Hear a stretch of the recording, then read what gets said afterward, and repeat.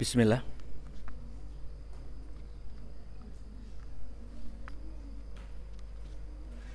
Oh ya. Baik, bismillahirrahmanirrahim. Alhamdulillahilladzi arsala rasulahu bil huda wa dinil haq liyudhhirahu ala dini kullih wa kafa billahi syahida. Alhamdulillah bi ni'matil iman, alhamdulillah bi ni'matil Islam, alhamdulillah bi ni'matil ukhuwah, alhamdulillah bi ni'matil Quran, alhamdulillah bi ni'matil hidayah, alhamdulillah bi ni'matil sehat wal afiyat, alhamdulillah summa alhamdulillah walhamdulillah.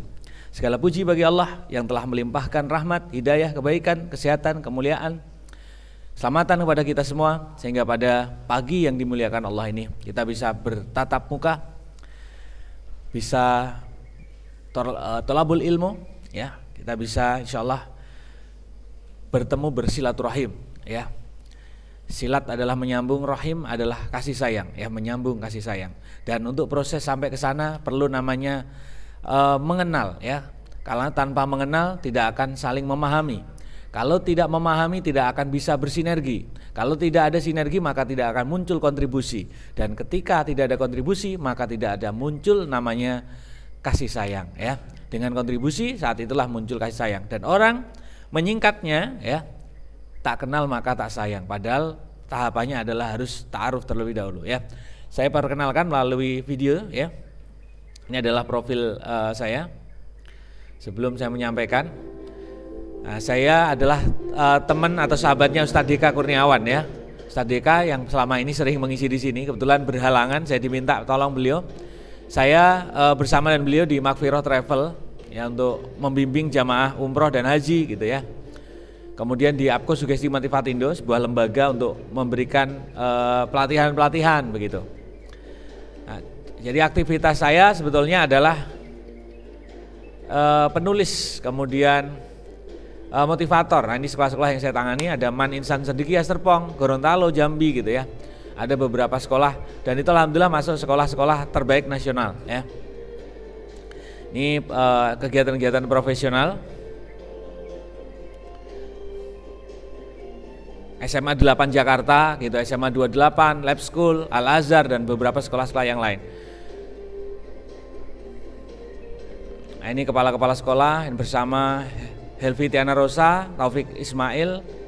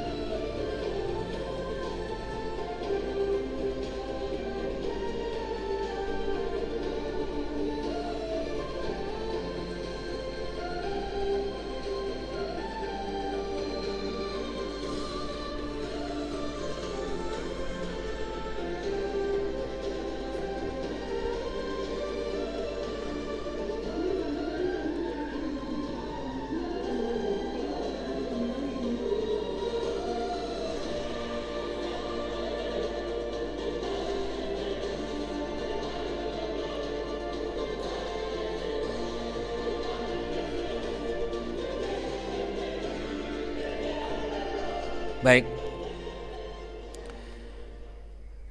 saya awali dengan suatu yang dilakukan Rasulullah ketika Rasulullah ketemu dengan siapapun, maka Rasul mengawali dengan satu kebaikan, ya. Apa yang dilakukan Rasulullah? Rasul biasanya mengucapkan salam sebelum orang lain mengucapkan salam. Masya Allah, ya. Salam ini penting, saking pentingnya walaupun sunnah diucapkan, hukumnya wajib dijawab. Hanya satu salam yang nggak boleh dijawab, yaitu salamnya orang sholat.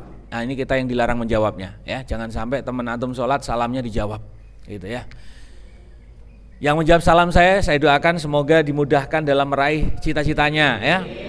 Mudah-mudahan saya doakan bisa menjadi penghafal Quran 30 juz, ya, insyaallah. Dan kita bisa istiqomah, tidak hanya menghafalkan, namun bagaimana kita bisa mengamalkan atas apa yang kita hafalkan. Nah, inilah yang terpenting. Alhamdulillah, tadi saya belum mulai salam ya. Baik, sekarang saya ucapkan salam dulu ya. Mudah-mudahan yang berikutnya antum juga nanti bisa mendapatkan pekerjaan yang terbaik gitu ya, dan bisa dimudahkan mendapatkan jodohnya ya, itu salah satunya. Saya di Kota Bekasi termasuk salah satu ini ya, pengurus untuk membantu para pemuda-pemudi untuk bisa ta'aruf kemudian sampai menikah ya. Jadi kasih pembekalan namanya sekolah pranikah gitu ya. Untuk di wilayah Bekasi. Kemarin saya mengadakan acara bersama teman-teman, ada 200-an peserta ya. Namanya sekolah pranikah. Nanti insya Allah ada materinya khusus ya terkait itu ya. Sekarang kita materi awal yang saya berikan kepada antum semua adalah terkait dengan visi misi atau motivasi atau mimpi ya. Tentang kita, kenapa antum semua ada di sini, untuk apa gitu ya. Antum semua mondok di pesantren Bait Ahlil Quran ya. Jadi bait itu adalah rumah, ahlil adalah orang yang ahli Quran ya, rumahnya para ahli Quran, masya Allah ya. Kayak Ustadz Adi Hidayat ya, masya Allah, beliau juga salah satu pengajar di sini dulunya ya. Beliau sangat ahli, sangat menguasai, sampai posisinya sebelah mana, kanan kiri gitu ya. Ya mudah-mudahan antum bisa seperti itu gitu nantinya. Nah itu harapan doanya seperti itu ya. Oke,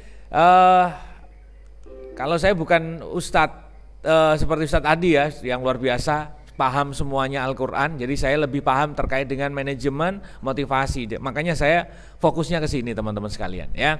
Jadi bagaimana motivasi sukses meraih impian gitu ya. Nanti antum punya impian apa nih?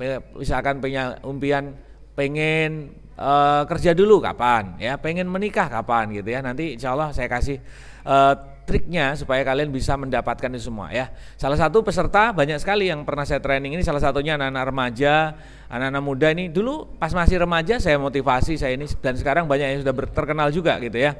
Sudah pede, sudah semakin sukses gitu ya terkait dengan mimpi-mimpinya ya. Saya yakin nanti antum juga bisa seperti itu ya. Oke, saya akan mulai. Wah ini nggak perlu dulu karena ini antum bisa membaca ini apa bacaannya? Coba kita tes dulu ya. Kalau Al-Quran antum udah dahsyat. Kalau kayak gini coba, apa nih bacanya?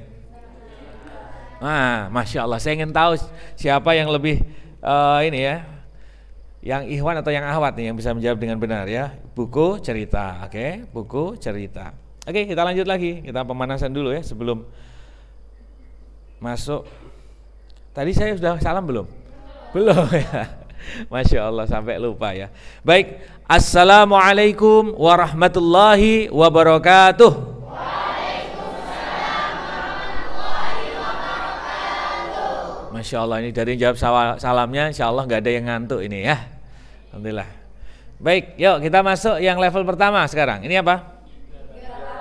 Nah, Masya Allah, ini iga, B tambah akar jadi bakar. Oke. Yang berikutnya ini apa?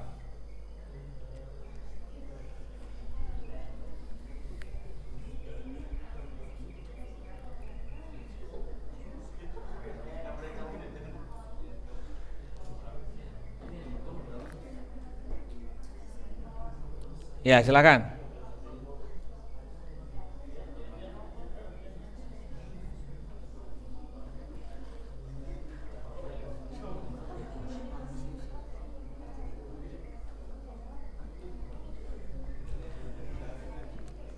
Siapa yang tahu angkat tangan, raise hand. Ya. Ayo, silakan.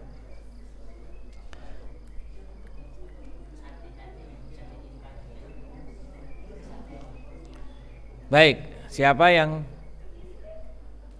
ayo angkat tangannya? Sudah ada?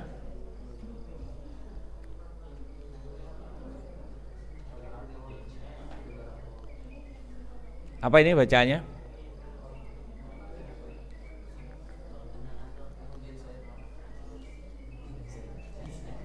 Ya, siapa yang sudah tahu?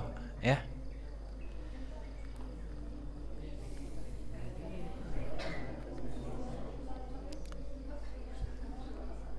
Sudah cukup? Gak ada yang tahu?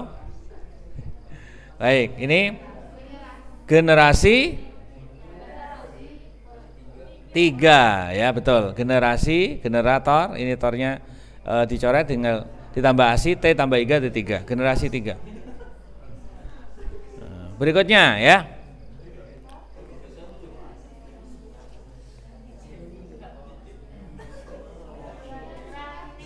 Silaturahmi. Ini orang silat, ini Pak Lurah. Ya, Pak, ini Pak Lurah ya, bukan Pak RT atau Pak RW ya. Mawarnya satu, ini ciri-cirinya lurah itu mawarnya satu. Kalau mawarnya dua biasanya kabid ya. Oke, mawar dua itu kabid atau kadis, kepala dinas. Kalau tiga itu biasanya sudah wali kota atau bupati. Ya, silaturahmi. Nah, yang berikutnya.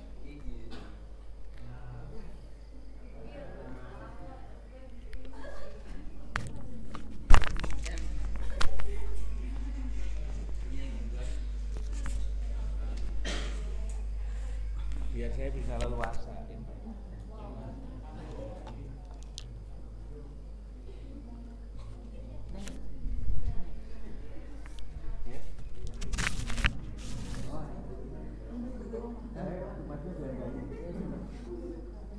Oh, pakai itu aja.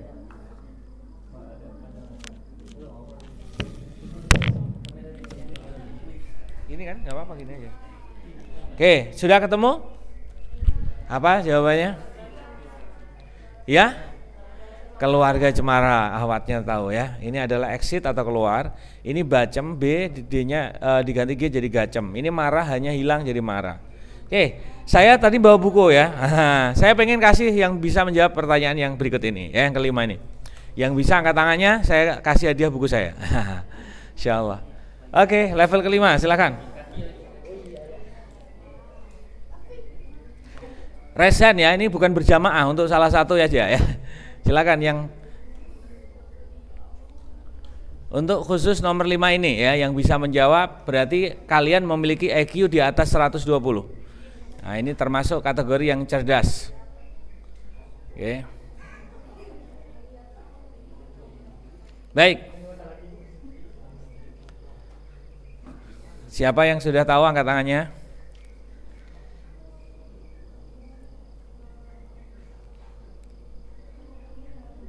Ya.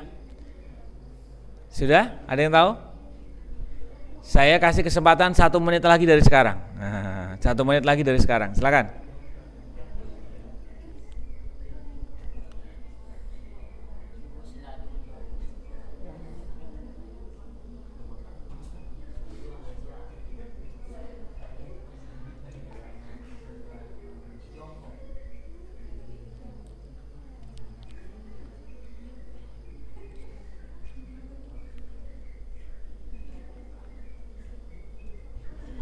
Oke, 30 detik lagi.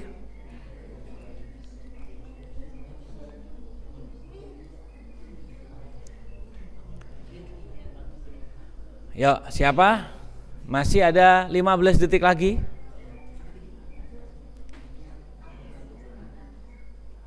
Sudah ada? Iya.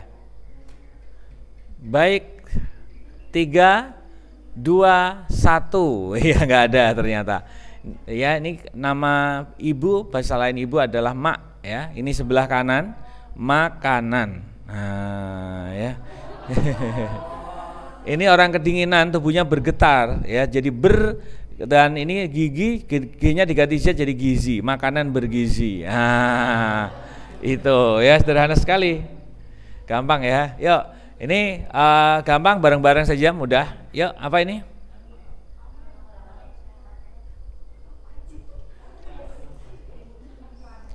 Apa?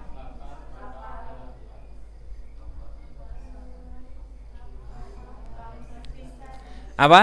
Lapar pisan ya, ini lapar, ini adalah fish, ini san, lapar pisan. Oke, baik, saya percepat saja. Nah, ini teman-teman sekalian, kita masuk ke sini.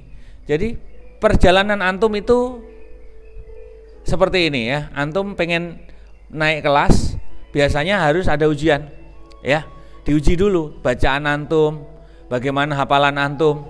Kalau pengen masuk ke juz berikutnya, antum sekarang ada yang kuliah, ada yang lulus SMA ya, semua mendapatkan pernah tantangan-tantangan atau ujian.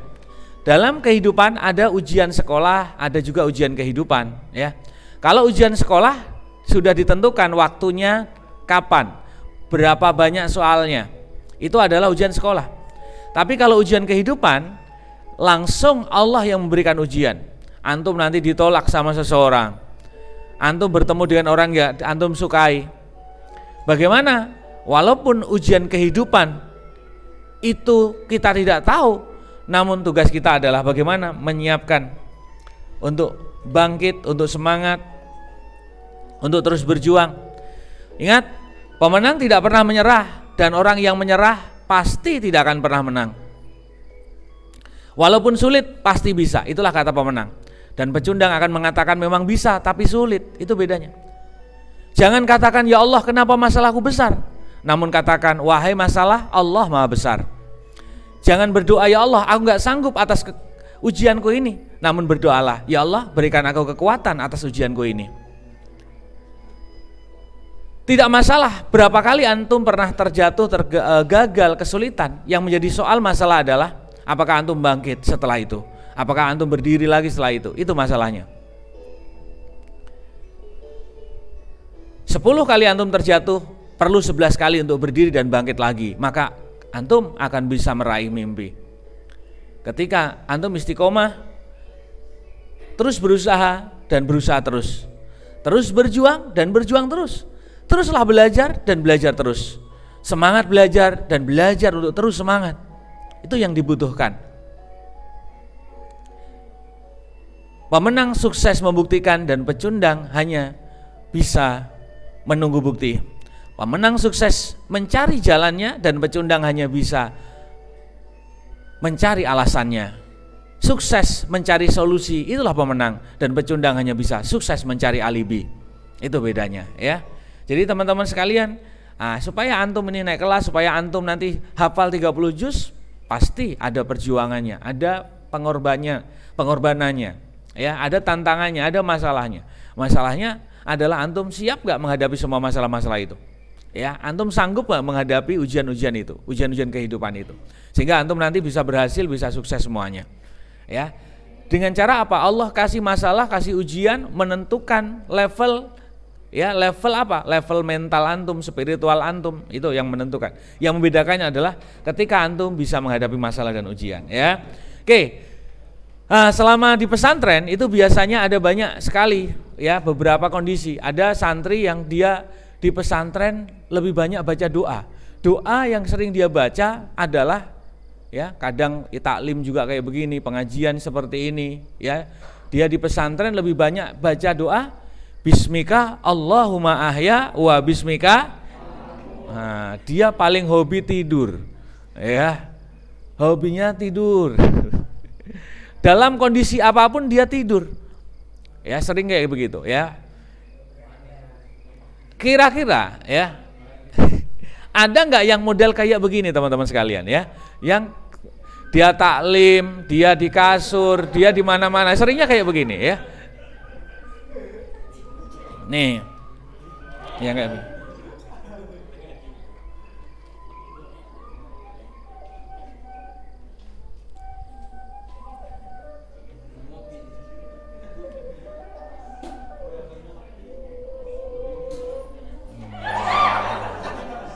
Nah, nih,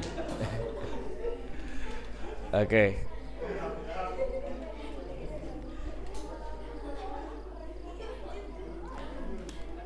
Kenapa kok bisa kayak begini nih teman-teman sekalian ya? Kenapa kok bisa kayak begini ya? Banyakan tidur, seringnya tidur gitu ya. Paling seneng dengan bantal, guling dan kasur ya, kemana-mana tidur sampai ngelantur ya. Ini jadi teman-teman, ini salah satunya adalah kalau kita nggak punya visi misi, nggak punya impian, ya nggak punya target yang jelas, motivasinya kurang, maka yang terjadi kayak begini. Yang pertama. Yang kedua apa? Selain dia tidur, banyak tidur, yang kedua dia malah banyak main. Ada juga orang yang ke pesantren itu bukan karena keinginannya, bukan karena motivasinya dia ke pesantren, senang pengen ke pesantren, karena dia merasa pesantren orang tua udah nggak sanggup mendidiknya, akhirnya pesantren bagi dia adalah tempat pembuangan gitu ya. Dia penitipan gitu. Ada yang kayak begitu. Akhirnya apa yang dilakukan pada saat dia di pesantren? Waktunya dihabiskan tidak hanya untuk tidur tapi untuk main-main, untuk ngikutin temennya nongkrong, dia ikut nongkrong, ngobrol, ikut ngobrol dan sebagainya. Enggak punya visi misi, hanya ikut-ikutan doang. Jadi pesantren itu hanya menghabiskan waktu senggak, waktu saja. Ada yang kayak begitu. Ya. Oke, ini gambarannya kayak begini. Hanya ikut-ikutan saja. Yang penting ikut gitu ya. Nah, Ini gambarannya kayak begitu. Nah, ada temannya ngapain dia ikut-ikutan. Pokoknya yang penting ikut saja.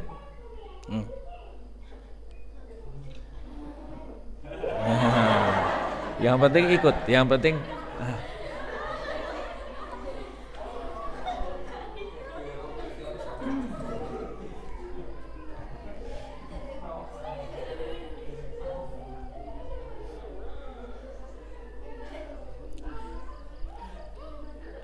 nih, ini gambaran orang yang di pesantren hanya ikut-ikutan doang. Ada nggak kira-kira yang kayak begitu? Ya, pesantren hanya ikut-ikutan saja, ya, ikut temennya membaca dia lagi ikut-ikutan begitu ya. Nah, yang berikutnya ada yang dia kebingungan dalam hidup itu visi misinya apa, ya, mau kemana, nanti dia ingin menjadi apa, itu masih bingung sampai sekarang. Ada nggak kalian yang merasa kayak begitu? Sampai sekarang itu belum tahu. Nanti antum pengen menjadi apa, ingin seperti apa, belum ada gambaran, belum ada visi misi, ya. Akhirnya kayak begini, hidupnya akhirnya setengah-setengah, nggak sungguh-sungguh melakukannya. Ya ini teman-teman sekalian. Jadi ya kebingungan dia, karena dia belum tahu tujuan hidup, visi misi, ya.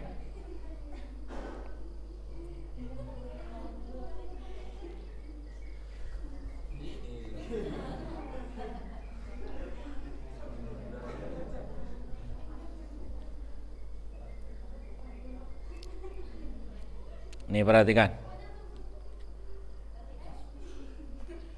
Lihatlah yang dia tuh punya visi misi yang jelas, dia mau nyebrang, dia tahu tujuan, dia tahu caranya. Akhirnya apa? Selamat sampai tujuannya. Ya kan? Lalu bagaimana yang hanya sekedar ikut-ikutan, ya kurang pede, setengah-setengah.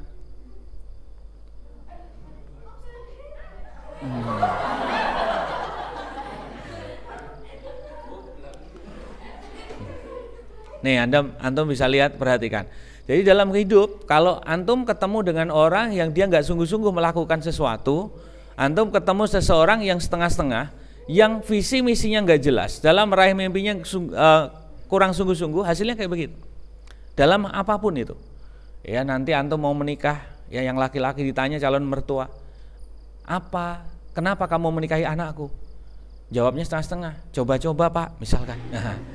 Ya, misalkan, ya jawabnya kayak begitu. Ya saya yakin kemungkinan besar antum ditolak, jawabnya seperti itu. Tapi ketika antum sungguh-sungguh, kenapa antum mau menikahi anakku begitu ya? Maka antum menjawab, sungguh pak, aku ingin mendidiknya, membinanya, membahagiakan dan memuliakannya. Tuh, ya. Aku ingin menafkahinya lahir dan batin pak, masya Allah ya. Tapi anak saya ini punya kekurangan, apakah kamu tetap akan menikahinya? Untuk itulah pak, aku menikah dengannya karena aku ingin melengkapi kekurangannya. Tuh, antum ya punya semangat tuh itu ya. Anak saya belum sempurna, hafalannya juga belum selesai, masih banyak yang harus diperbaiki. Apakah tetap antum punya kesungguhan untuk menikahinya? Padahal dia adalah seorang wanita yang belum sempurna. Pak, laki-laki sejati bukanlah laki-laki yang mencintai wanita yang sempurna. Namun laki-laki sejati adalah laki-laki yang mencintai wanita yang belum sempurna dan mencintainya dengan cara yang sempurna.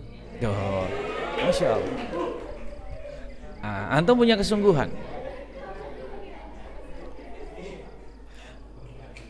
Peluang besar antum diterima ketika antum punya komitmen, punya kesungguhan, ya. Insya Allah ya akan dimudahkan. Dalam apapun ya, antum mau bekerja ditanya, ya nggak sungguh-sungguh. Mas mau bekerja di sini ya, siap nggak kamu bersihin toilet? Ya, walau kalau bersihin toilet saya nggak siap pak. Saya siapnya azan aja pak. Ya, saya bisa kalau azan, kalau bersihin toilet saya ini pak nggak bisa. Misalkan ya, antum dites seperti itu, maka antum harus siap ya. Kebersihan adalah bagian dari iman dan saya adalah sebagai orang yang beriman pak, maka saya siap menjaga kebersihan di tempat ini. Tuh. Apapun yang harus saya lakukan tugasnya, saya akan kerjakan dengan sepenuh hati pak. Insya Allah antum akan diterima dengan antum punya kesungguhan seperti itu. Ya. Tapi ketika antum nggak punya kesungguhan, ya, maka orang pun akan bisa menolak antum semua. Ya, baik. Nah, siapa yang akan berhasil teman-teman sekalian dalam meraih mimpi, meraih kesuksesan nanti adalah mereka yang punya semangat, punya motivasi, dan juga mereka yang tekun belajar, alias the best learner. Coba antum sebutkan, apa yang saya maksud tadi? The best. Kurang semangat ini ya. Yuk, yang saya maksud tadi apa? Kurang semangat. The best. Apa itu the best learner? The best learner adalah apa? Pembelajar terbaik. Dia bisa belajar kapanpun, dimanapun, dengan siapapun, dalam kondisi apapun, dia bisa belajar. Mau ada ustadznya ataupun gak ada ustadznya, bisa belajar. Mau jarak dekat ataupun jarak jauh, bisa belajar. Mau daring ataupun luring, mangga. Ayo. Mau kondisi ada buku ataupun pakai e-book, silahkan. Atau pakai media yang lain, ayo. Dalam kondisi sehat ataupun sakit, dia bisa belajar. Dalam kondisi sempit ataupun senggang, dia bisa belajar. Ada meja belajar ataupun tidak ada, dia bisa belajar. Di ruang kelas, di taman, di kendaraan, di masjid, dia bisa belajar. Mau punya duit ataupun gak punya duit, dia sanggup belajar. Inilah yang disebut dengan the best learner. Sejarah membuktikan pemimpin-pemimpin besar Indonesia, orang-orang hebat, para ulama, mereka sering mendapatkan masalah, bahkan di penjara, tapi mereka selalu belajar, membaca ribuan buku. Ya, lihat sejarah bagaimana Buya Hamka menulis buku, membaca ribuan buku pada saat di penjara. Bung Hatta, ya, sore sampai malam dia pakai untuk membaca buku, untuk belajar, untuk menimba, meningkatkan kualitas dan kapasitas dirinya. Bahkan buku-buku itu masih ada, ya, berbahasa Inggris, Jerman, Belanda, Jepang, Perancis, bukunya masih tebal semua, tebal-tebal, dan masih ada di rumahnya di jalan Diponegoro, Jakarta. Ya, tempat tinggal dulu beliau. Ada berapa banyak buku yang pernah dia baca? Setidaknya ada 30.000 judul buku yang pernah dia baca. Ini enggak hanya judulnya doang, isinya juga dibaca. Ya, jangan antum kira cuma baca judulnya doang. Ya, kalau judulnya kita bisa. B.J. Habibie atau Baharudin Yusuf Habibie, bahkan masih kecil dia sudah kecanduan membaca, kecanduan belajar. Setiap hari dia membaca rata-rata 8 sampai 10 jam. Pernah dia diwawancara, ditanya pengalaman apa yang paling berkesan pada saat bapak belajar ketika kecil. Nah, apa pengalamannya? Pada saat dia kecil dia sudah kecanduan membaca, saking lamanya membaca dia lupa main. Akhirnya ayahnya marah, pintu kamarnya dibuka, dia diusir dari kamarnya gara-gara lupa main. Nah, ada yang pernah diusir gara-gara kebanyakan mengaji di sini? Kebanyakan murojaah, kebanyakan ngapalin Quran, kebanyakan baca buku. Ada yang pernah diusir begitu? Ya. Kamu ini kebanyakan baca, ngaji aja kerjain terus, sana keluar main misalkan begitu ya. Ada yang pernah digituin sama orang tua di sini ya. Masya Allah. Jadi inilah ciri-ciri kalau antum ingin berhasil, ingin sukses, antum harus semangat belajar dan belajar untuk terus semangat. Ya, lebih belajar dan belajar lebih. Ya, kapanpun dimanapun. Ya, belajar ilmu dari sumber dari segala ilmu di kehidupan ini adalah basicnya Al-Quran. Kalau antum sudah kuasai Al-Quran, insya Allah ilmu yang lain bisa.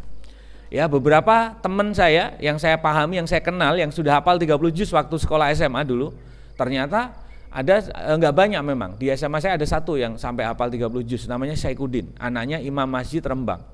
Ya, dia hafal 30 juz dan ketika sekolah ya, dia juara 1 dengan juara kedua itu ranking, zaman dulu masih ada ranking ya.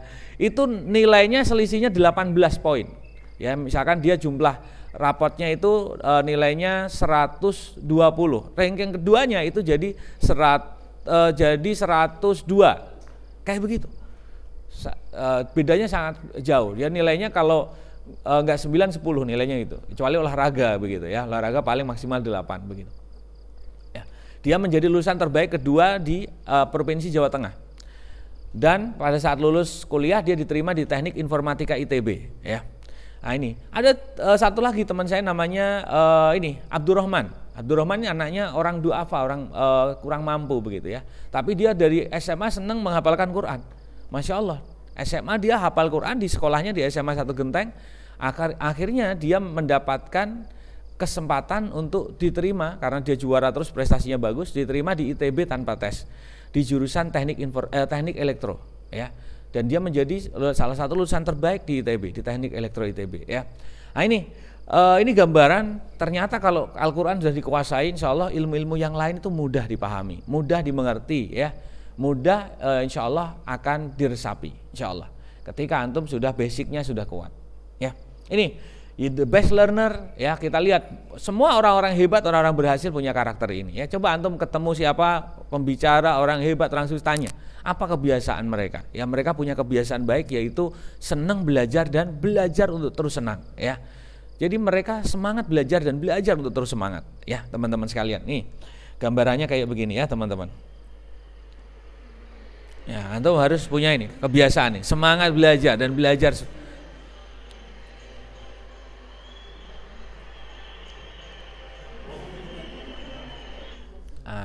Dan sekarang saya akan fokus ke bagaimana ini beberapa orang yang saya temui, saya akan share kepada Anda. Jadi saya punya beberapa adik, ya, dan yang masih kuliah alhamdulillah di kampus negeri semua. Ini salah satu adik yang saat ini kuliah di tingkat akhir, ya, tingkat akhir kuliah di Unpad jurusan kedokteran umum, ya. Namanya Arina Nur Hakiki Al-Hayati, ya. Saya nanya kepada adik saya waktu liburan, kebetulan main di rumah, "Dek, kamu punya teman yang inspiratif enggak?" gitu, ya. Saya tanya. Dia jawab, "Alhamdulillah ada, Kak." Siapa? Namanya Inka Kusmayanti. Siapa Inka Kusmayanti itu? Ternyata dia hanyalah anaknya seorang tukang gali kubur. Ya, ayahnya kerjanya tukang gali kubur, serabutan saja, ya, kerjaannya. Dan dia ingin membahagiakan ayahnya, dia belajar sungguh-sungguh, tekun, akhirnya dia bisa tembus diterima di kedokteran Unpad. Ya, ini saya langsung cari di YouTube tuh. Mana nih Inka Kusmayanti? Ketemulah videonya, ini saya tunjukkan kepada antum, ya. Ternyata latar belakang apapun antum bisa sukses, teman-teman. Antum bisa berhasil, antum bisa menjadi orang yang hebat. Enggak menjadi soal latar belakang antum. Yang menjadi soal dan masalah adalah latar depan antum. Ya. Apa itu latar depan? Latar depan adalah kemana antum nanti menuju. Antum ingin menjadi apa? Antum mau seperti apa? Itu yang disebut dengan latar depan. Ya, inilah dari kisah atau cerita adik saya yang sedang kuliah itu, ya, sekarang sudah tingkat akhir, ya, sudah skripsi sekarang. Untuk setelah itu nanti koas. Setelah koas baru mendapatkan dokter, ya. Jadi proses untuk jadi dokter pendidikannya 6 tahun setidaknya. Oke, ini temennya yang dia bisa menjadi dokter.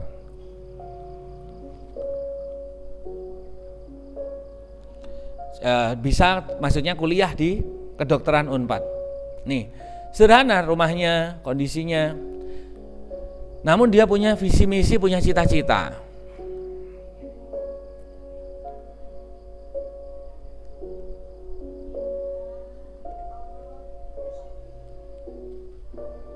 Inka Kusmayanti, anak seorang tukang gali kubur, tak menyangka dirinya diterima di Fakultas Kedokteran Universitas Padjadjaran Bandung. Inka berhasil masuk ke jurusan yang sangat ia idam-idamkan sejak kecil. Oh, dari kecil ternyata dia sudah punya itu impian itu menjadi dokter. 18 tahun ini juga berhasil mengalahkan ribuan peserta SNPTN lainnya di Indonesia. Tuh, jalan masuk rumahnya itu ini, ya, seperti jalan di sini, ya, jalannya sempit begitu. Ya, tapi luar biasa. Aku berharap banget, tapi nggak seberharap yang benar-benar sampai aku down gitu. Aku nggak mau, karena kalau aku berharap terlalu tinggi terus aku jatuh dan aku nggak bisa bangun lagi, aku nggak bisa ngebayangin bapak nanti gimana gitu. Karena ini, jadi rahasianya adalah karena dia ingin membahagiakan orang tuanya, jadi bisa bantu bapak semuanya, pengen bantu orang tuanya.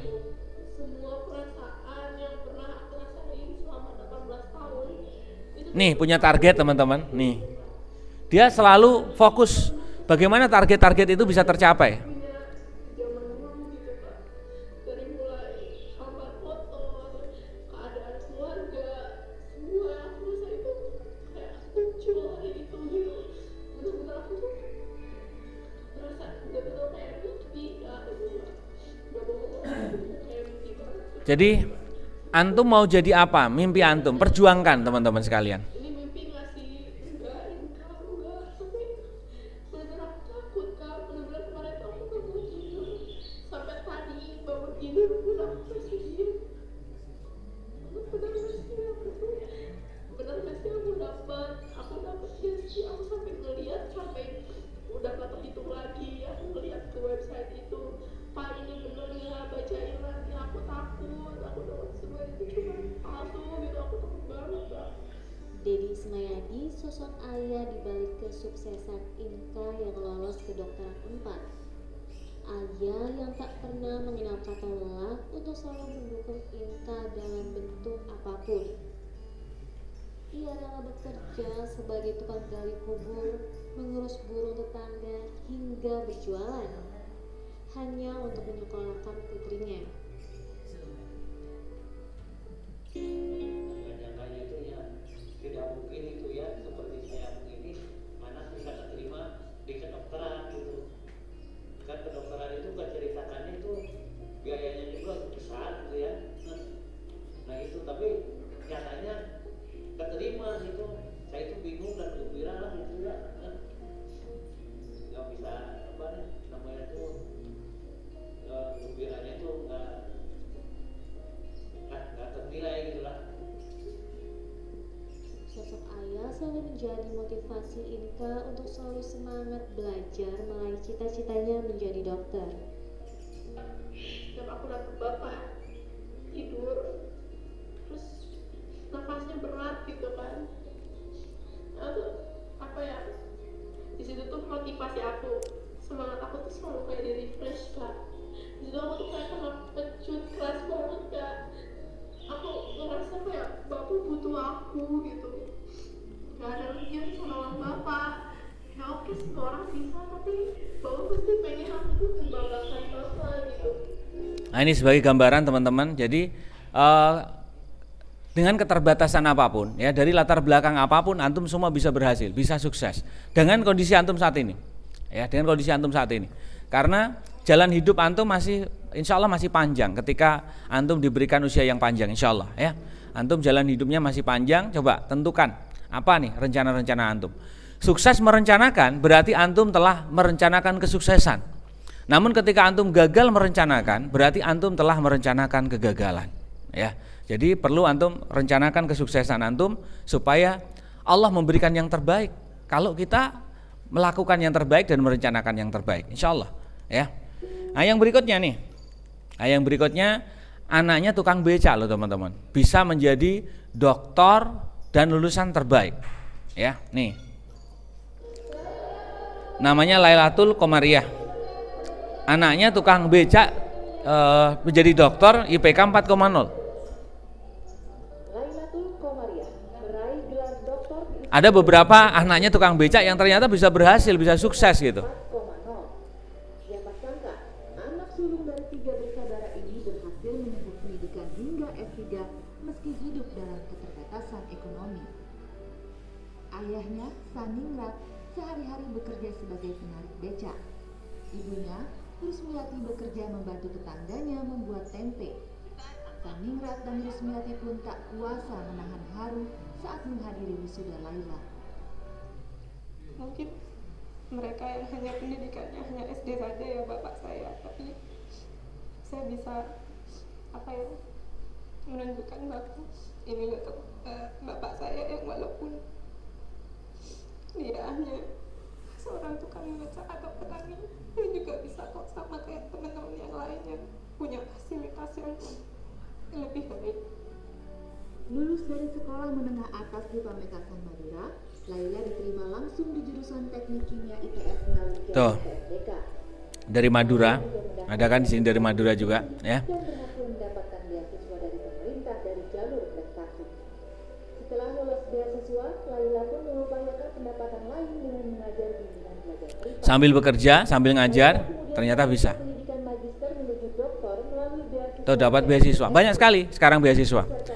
Bahkan tidak hanya di Indonesia, di luar negeri banyak, ya beasiswa yang disediakan pemerintah dan juga perusahaan dan sebagainya. Oke, Ya ini contoh-contoh teman-teman sekalian, beberapa mereka yang berjuang untuk meraih cita-cita mimpi, akhirnya mereka berhasil ya. Oke, sekarang saya pengen tanya antum nih. Antum sudah pernah belum punya rencana antum ingin seperti apa nanti, menjadi apa nih? Yuk, ada yang mau angkat tangannya? Ustadz, saya pengen ini Ustadz, gimana caranya? Boleh, yuk silakan. Saya mau tanya yang pakai baju biru ini, ini cita-citanya apa nih? Coba, pakai baju ini koko biru yang dalamnya merah ya. Coba, antum, ya antum. Nah, kita tanya nih. Ya, antum ingin cita-citanya ingin jadi apa? Oke. Coba kalau ngomong natap ke sini ya, jangan natap ke bawah. Ayo, antum ingin jadi apa? Coba. 1, 2, mulai. Action.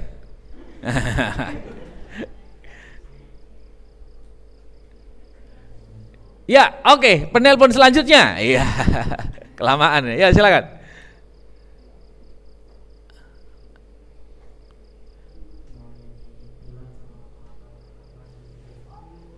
Masya Allah. Jadi pilot dan penghafal Quran. Pilot penghafal Quran ini masih langka, masih jarang.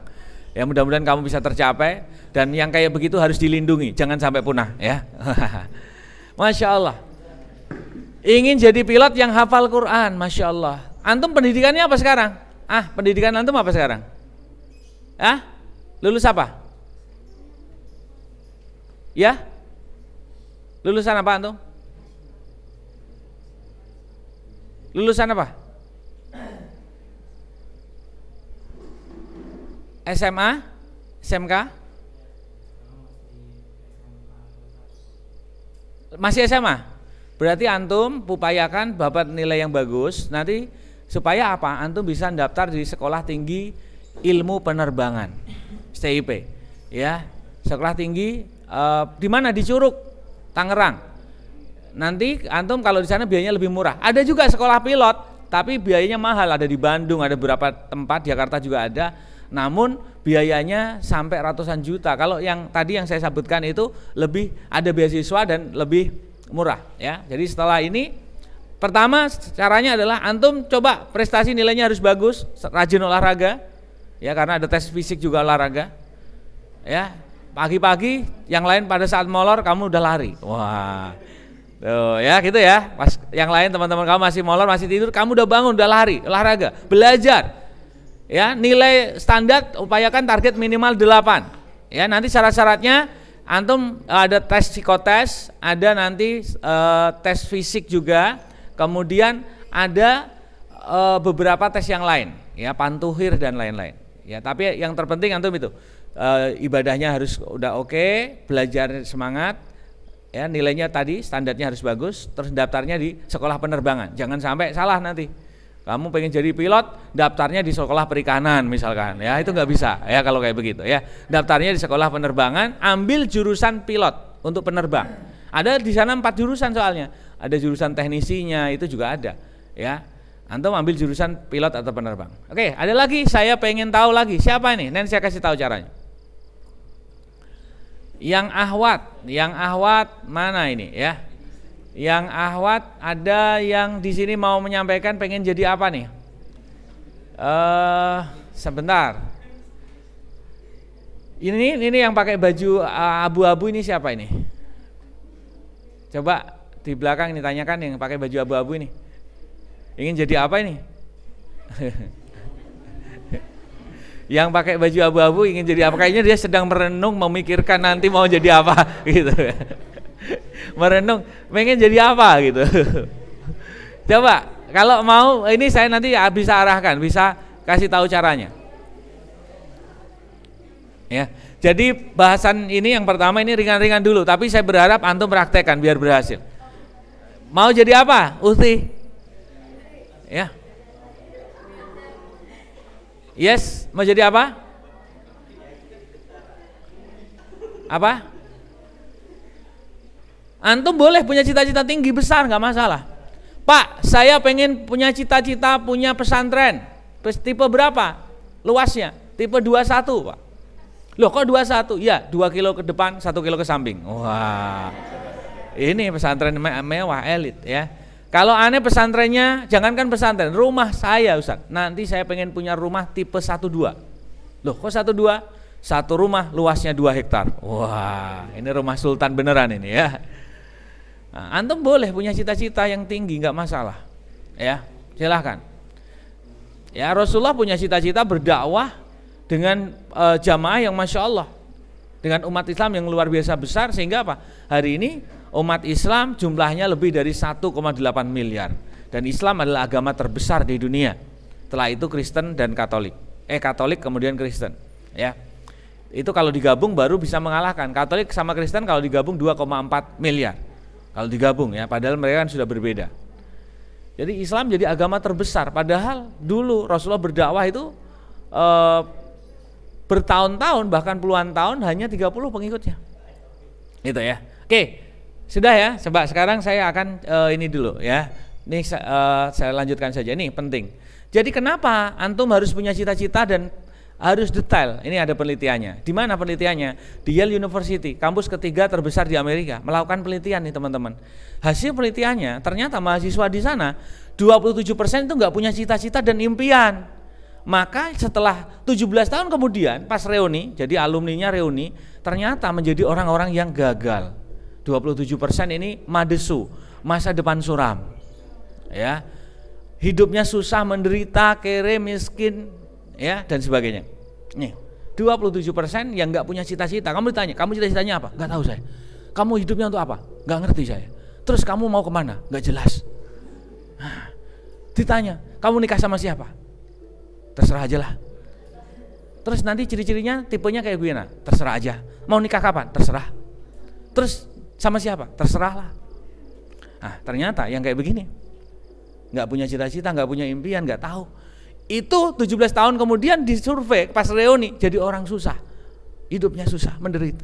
Nah, ada 60% yang punya cita-cita nggak jelas. Apa cita-cita kamu? Nggak jelas. Aku ingin menjadi orang yang berguna bagi nusa dan bangsa. Wah, akhirnya jadi apa? Tukang sapu. Wah, di jalanan. Ini berguna bagi nusa dan bangsa, benar gak? Aku ingin memiliki pekerjaan di mana aku tinggal duduk diam, uang berdatangan. Jadi penjaga toilet di terminal. Wah, duduk diam, uang pada datang. Ya, ini nggak jelas. Selama ini aku capek diatur, disuruh-suruh sama orang. Aku, ya Allah, pengen punya pekerjaan. Aku bisa mengatur orang-orang yang kaya. Tercapai. Si tukang parkir. Ke kanan Pak, kiri Pak, terus lurus Pak, terus. Orang kaya diatur sama dia. Ya. Ini contoh cita-cita yang nggak jelas. Ya. Antum pengen menikah, wahai ikhwan sekalian, ditanya kriteria calon istri antum yang kayak gimana? Yang penting cewek Pak. Ahwat lah yang penting. Nenek saya juga cewek ahwat tahu ya. Cewek juga ahwat juga. Antum harus jelas. Semakin jelas semakin mudah. Ya Allah, hamba ingin menikah dengan seorang gadis yang cantik, usianya 3 tahun di bawah saya, orangnya cerdas, anaknya baik, orang tuanya tinggal 1, kaya raya, sakit-sakitan, ya Allah. Antum mau apa ini tujuannya antum ya? Mau dapat warisan atau apa ini tujuan antum ya? Oke, jelas sih jelas, tapi jangan kayak begitu tujuannya ya. Oke, kita lanjut lagi. Nih, yang nggak jelas itu akhirnya apa? Hidupnya biasa rata-rata. Dan sebagian besar nih, antum kalau saya tanya nih, rata-rata pasti kayak gini.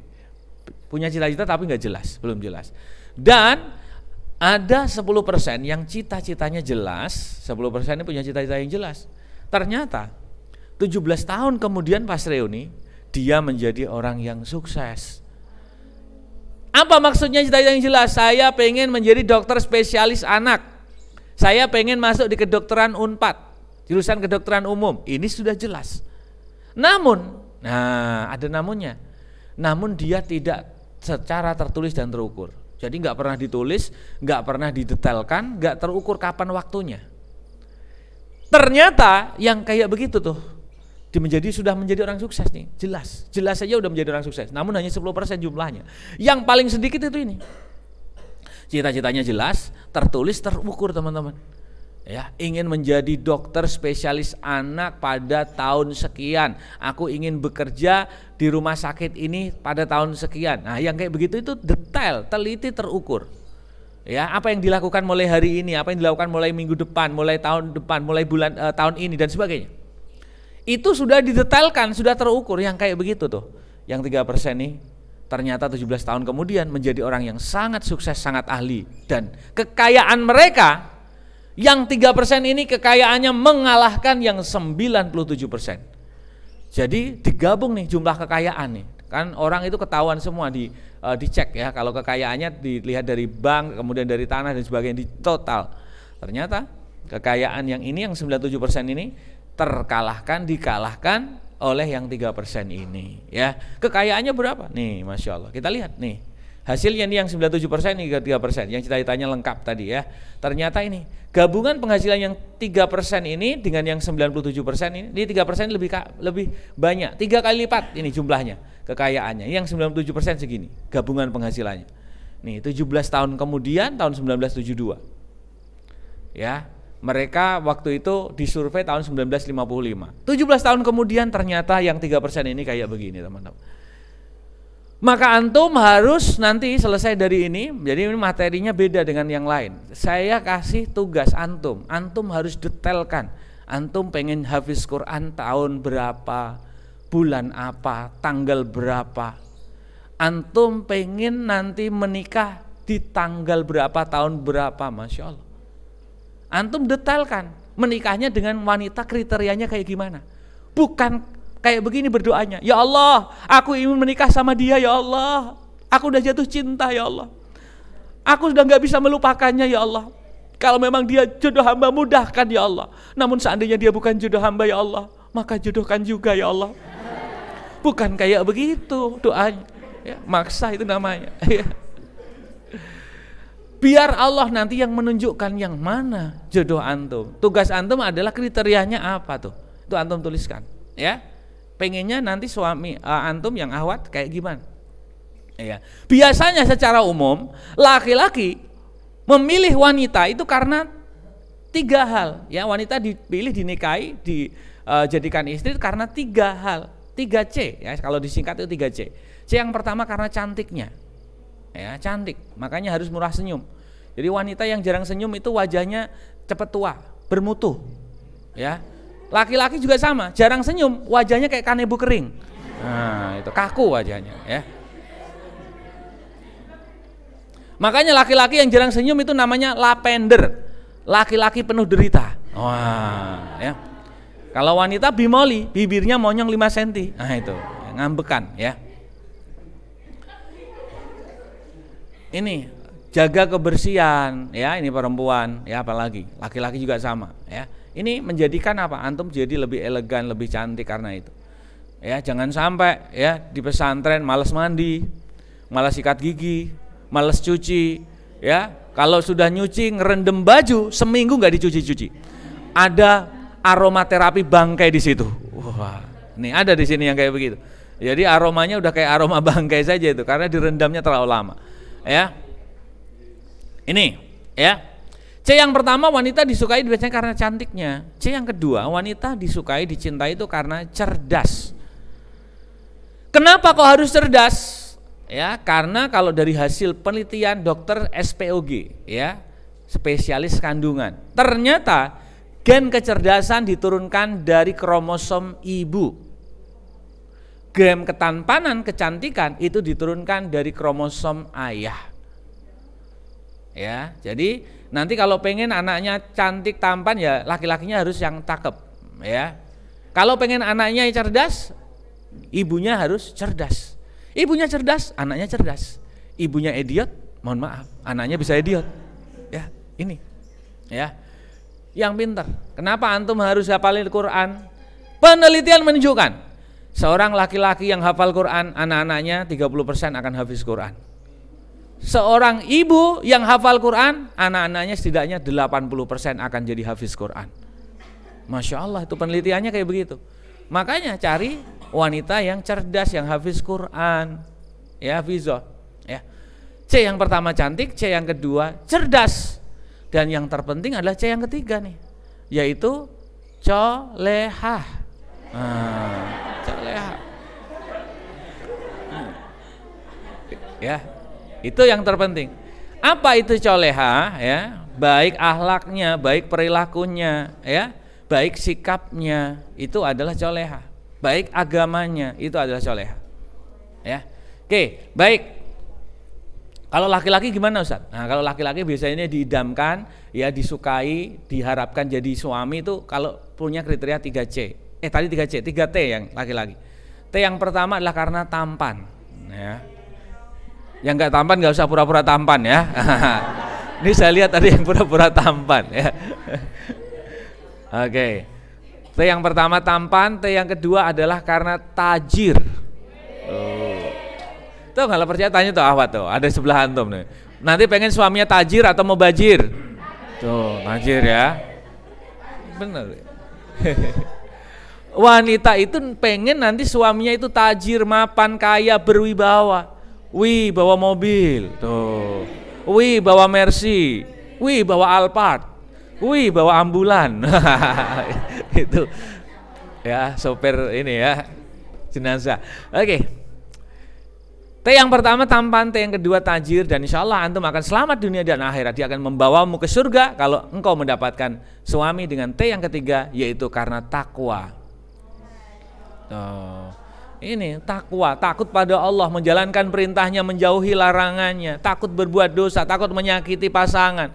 Hati-hati hidupnya, ini yang bertakwa. Insya Allah ini akan membawa antum nanti ke surga dengan penuh kebahagiaan ketika antum mendapatkan nanti, ya, suami yang bertakwa. Tuh, oke.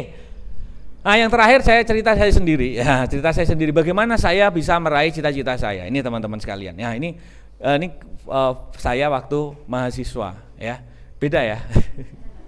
Ini pakai peci, ini enggak, ya, ini rambutnya masih banyak, ini udah tinggal dikit sekarang. Oke, walaupun ini bukan kurus bukan karena cacingan, ya, atau terkena narkoba juga bukan, ya. Ini karena memang saya dari keluarga menengah ke bawah, di bawahnya lagi teman-teman, ya. Jadi bawah garis kemiskinan. Nah, saya juga prihatin dulu kayak antum semua. Pas kuliah kadang harus berpuasa, ya, bukan karena hobi berpuasa, ya, karena harus ngirit supaya cukup selama 1 bulan begitu, ya. Hobi makan saya itu yang paling spesial itu warung Padang, ya, warteg gitu, ya, nasi Padang, warteg, kemudian nasi kucing yang dimakan kucing gitu.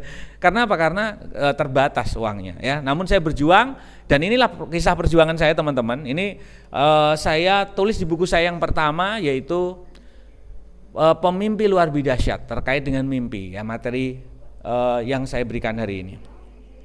Ya, bagaimana perjuangan saya bersama sahabat saya nulis, namanya Danang. Dia adalah mahasiswa berprestasi nasional.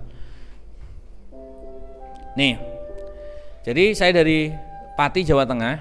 Orang tua saya buruh, jadi nggak punya sawah, nggak punya sapi. Namun saya punya impian, punya cita-cita teman-teman. Ini impian saya, pengen kuliah, ya, pengen bisa berhasil, pengen bisa sukses. Kemana? Ke kampus IPB tujuan saya. Jelas, dari daerah pertanian ingin kuliah di kampus pertanian. Namun tidak ada biaya. Orang tua saya nggak punya biaya. Saya belum bekerja, lulus SMA, hanya punya uang seadanya. Dengan uang yang ada saya berangkat bersama 2 sahabat saya, namanya Sapuan dan Kusno, membawa ijazah SMA, naik bis Sari Mustika sampai di Terminal Pulau Gadung. Harga tiketnya 30.000 pada saat itu. Ya, melamar, cari kerja. Kami punya cita-cita, punya mimpi yang berbeda. Kusno ingin jadi karyawan, Sapuan ingin ke Jepang, saya ingin kuliah. Yuk kita berjuang, nyari kerja. Ternyata melamar satu ke tempat lain tidak mudah, tidak ada panggilan. Uang habis, terpaksa di Jakarta gini, jadi kuli bangunan teman-teman. Ya, dari pagi sampai sore dibayar 17.500. Ya, kami bekerja membangun beberapa proyek. Ada di sini Islamic Center Bekasi, kemudian di Cakung, Cilincing. Cilincing itu ada yang Astra, pabriknya Astra. Kemudian di Kelapa Gading dan sebagainya. Setelah 1 tahun kami bekerja ngumpulin uang hasil kerja itu saya tabung teman-teman. Kemudian saya belikan anak sapi, ya walaupun dapat yang pincang kakinya, karena nggak seberapa waktu itu. Saya hanya dapat uang, kemudian 150.000 saya belikan itu. Saya rawat, saya besarkan, dan saya terus mengejar mimpi, belajar. Ya, di rumah saya belajar, latihan soal, kemudian ibadahnya ditingkatkan. Ya, ibadah, doanya mohon pada Allah. Hingga akhirnya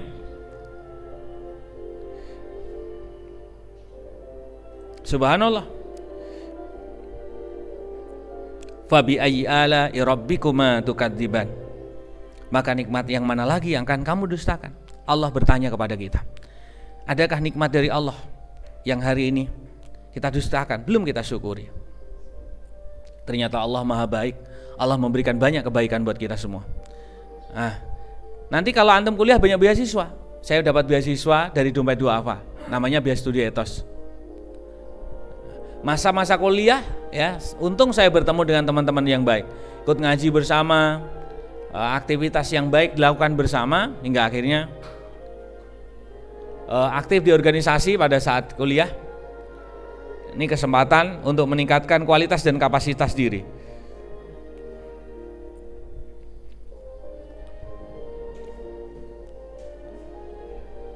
Kemudian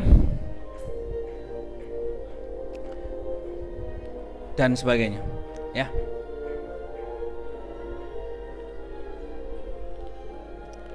Antum bisa lakukan, dan saya yakin antum di sini juga sama. Ada yang sudah mulai aktivitas bekerja, ya.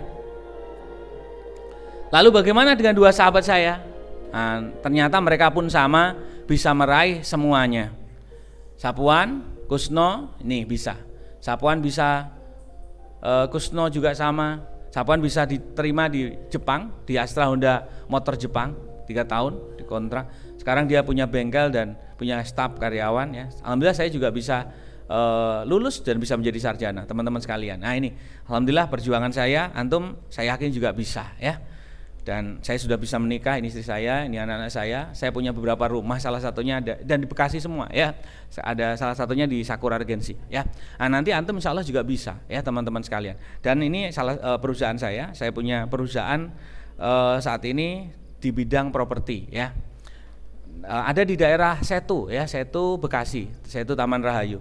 Namanya Mariam Residen. Itu perumahan. Nah, kalau PT-nya PT Bangun Tanah Berkah. Sekarang sudah ada 8 unit yang ini, ya, yang sudah jadi, dari 90 yang sudah terjual. Kita progres untuk pembangunan terus, ya. Nah, dulu awalnya saya jadi kuli bangunan. Nah, saya belajar nih dari mulai awal kuli gimana bisa jadi sampai ownernya. Mulai merintis dari rumah yang sedikit, ya, sekarang sudah 160 unit per project perumahan. Nah, nanti antum bisa, teman-teman sekalian. Nah, yang penting antum tadi semangat belajar, punya cita-cita, insya Allah. Ya, ada pesantrennya juga, ya, walaupun sekarang sederhana, ada 2 pesantren di sana, 1 kami subsidi dan 1 kami free kan, ya, tapi jumlahnya nggak sebanyak di sini. Saya perlu belajar dari Ustadz Yasin dan lain-lain, bagaimana bisa berikan manfaat banyak orang. Ada 8 ekor kuda, ya, nanti silahkan kalau ada ini, saya kasih nanti kesempatan kalau mau berkuda free, nanti saya kasih. Ada 8 ekor kuda di sana, ya. Nanti komunikasi saja, insya Allah. Adik saya manajernya yang sering di lapangan di sana, ya. Nanti akan disiapkan, akan dibantu. Oke, itu teman-teman sekalian, ya, cerita atau kisah perjuangan, ya, bagaimana saya meraih cita-cita mimpi, dan saya yakin antum semuanya juga bisa, mulai dari jadi sarjana, kemudian jadi pengusaha, apapun, ya, insya Allah. Antum basicnya adalah penghafal Quran, insya Allah yang lainnya bisa semuanya. Itu adalah ilmu yang akan mengantarkan antum pada kesuksesan, ya. Terima kasih dan saya ucapkan selamat meraih mimpi-mimpi antum. Tuliskan dulu nanti keluar dari sini antum tuliskan semua, ya, selama nanti ke depan antum ingin jadi apa saja. Tuliskan semua. Ingin dari sebulan ini ingin apa? Selama setahun ini ingin menjadi apa? Ingin seperti apa, ya? Terus sehingga nanti antum bisa dapat semuanya. Baik. Saya rasa cukup, ya, materi pada pagi hari ini, mudah-mudahan bermanfaat, ya. Kalau ada salahnya mohon dimaafkan, kalau ada lebihnya tidak perlu dikembalikan buat antum semuanya, ya. Mudah-mudahan bermanfaat dan saya siap menunggu kabar baik kesuksesan antum semuanya, ya. Dan saya akhiri dengan pantun, jika ada sumur di ladang, jangan masak mandi di ladang orang, malu. Ya. Sekarang kita sudah punya sumur sendiri di sini, di mana-mana udah banyak. Masak mandi di ladang orang, ya, malu, ya. Jika ada sumur di ladang, janganlah dipakai mandi. Mudah-mudahan usia kita panjang sehingga kita bisa berjumpa lagi, ya. Mudah-mudahan. Baik, terima kasih. Assalamualaikum warahmatullahi wabarakatuh.